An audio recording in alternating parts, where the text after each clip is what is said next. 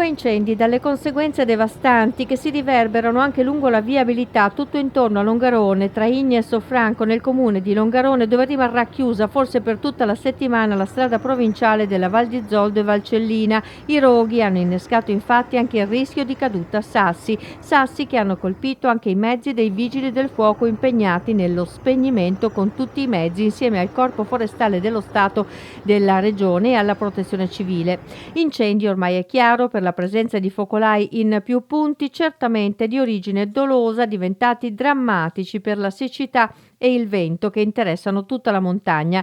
Impossibile avere ragione del fronte di fuoco con una estensione così vasta. Il rogo quindi arderà per giorni. La Regione ha già proclamato lo stato di crisi, anche perché le fiamme hanno lambito le case e costretto un apicoltore a mettere in salvo le arnie che rischiavano di essere distrutte e comunque danneggiate dal fumo.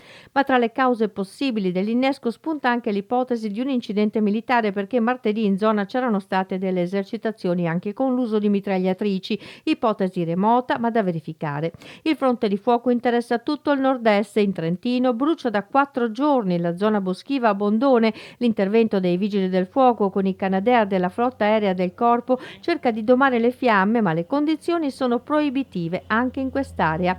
Elicotteri che sono stati in azione anche in Carnia, dove in serata è stato spento invece l'incendio nella zona di Tarcento, una zona impervia del bosco di Fusea andata distrutta, ma i lanci d'acqua hanno limitato i danni. Su tutta la montagna del nord-est è vietato accendere fuochi, mentre è stato proclamato anche in Friuli Venezia Giulia e in Trentino Alto Adige lo stato di massima attenzione per il rischio incendi.